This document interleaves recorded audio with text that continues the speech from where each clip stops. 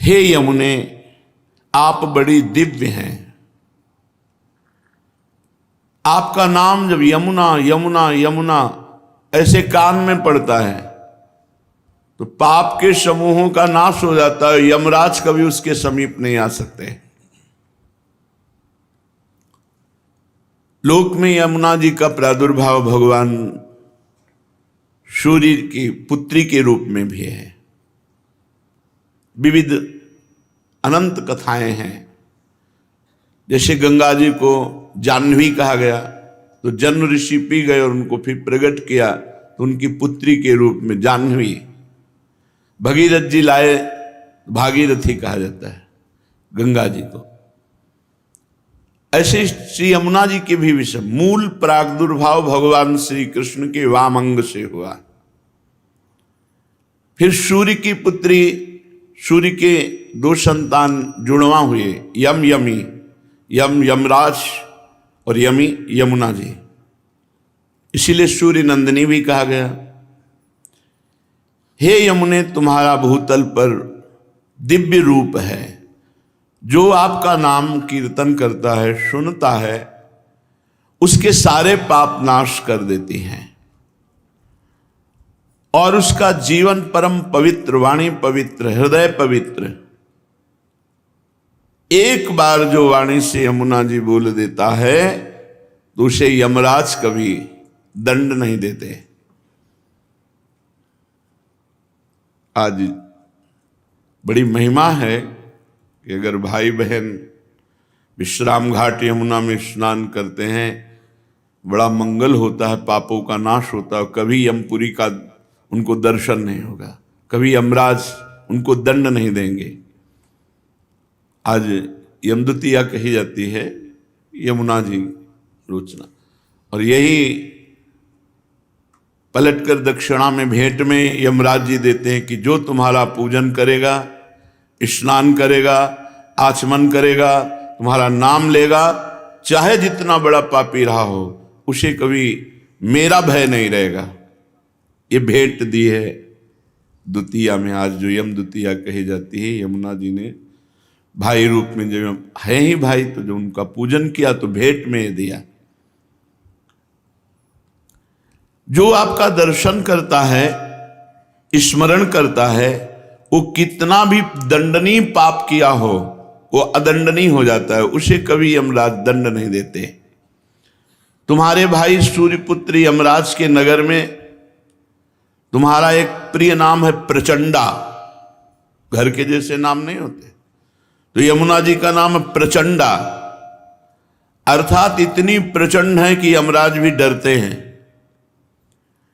और अति दंडनीय को भी जो यमुना जी की शरण में चला जाए, एक बार यमुना नाम कान में पड़े, एक बार यमुना जी की धारा को देखा, आचमन किया, अवगाहन किया, वो यमराज कभी उसे दंड नहीं देंगे, क्योंकि वहां प्रचंडा नाम से महिमा विख्यात है श्री यमुना जी की यमपुरी में। जो विषय रूपी अंधकार के कुएं में पड़े हुए हैं, जिसे काल रूपी पाप रूपी चूहा निगलने के लिए काली नागिन की तरह अविद्या उसे ग्रसित कर रही है, अंधकार संसार के कुएं में पड़ा, भोगों में काल उसकी आयु को नष्ट कर रहा है। पाप उसको निगलने के लिए अविद्या ऐसे विस्तार रूप दंड पर दंड, विपत्ति, दुख, चिंता, शोक, भय, ऐसे पुरुष के भी बचाने के लिए आप मानो जैसे कुएं में पड़ा हुआ कोई, तो उसे रस्सी चाहिए निकालने की, तो आपकी वेणी उसको भवकूप से निकालने में समर्थ है। हे नीलमणि की माला सरीखी यमुना जी, भगवान श्री कृष्ण की तुम वल्लभा हो, अति दुर्लभा हो, परम सौभाग्यवती हो और श्री राधा किशोरी की प्रिय सखी हो। हे यमुना, भूतल में वो मनुष्य धन्य है जो आपकी आराधना करते हैं, आपका अवगाहन करते हैं। गौओं के समुदाय के सहित, गोप गोपियों के सहित आप सुख प्रदान करती। गौओं को, गोप गोपियों को, गोपियों के साथ भगवान जल क्रीड़ा करते हैं। यमुना जी के पावन तट पर ही भगवान की मधुर मधुर दिव्य लीलाएं होती हैं। हे कृष्ण प्रभे, यमुना जी का क्या नाम? कृष्ण प्रभे। कृष्ण का प्रभाव हृदय में प्रकाशित कर दे।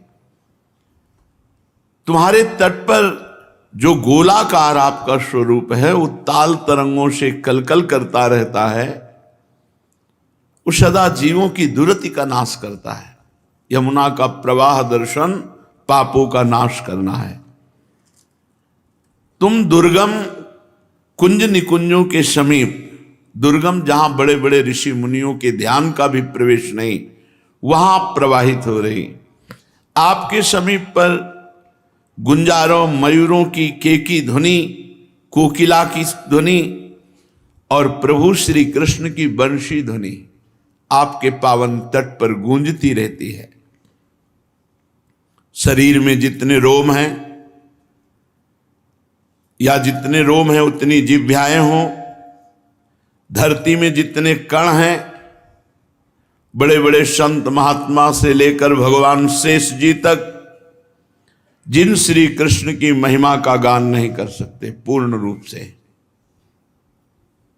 वो श्री कृष्ण तुम्हारे अधीन है, यमुना जी के अधीन है। हे कलिंदगिरि नंदिनी यमुना, हम आपका स्तवन करते हुए आपको बार बार नमस्कार करते हैं। जो प्रातःकालीन ब्रह्म मुहूर्त में उठकर यमुना जी का चिंतन, यमुना जी का स्तवन, तो इस भूतल में वो सर्वोत्तम गति को प्राप्त होगा, लोक में भी उन्नति और परम धाम वृंदावन की प्राप्ति।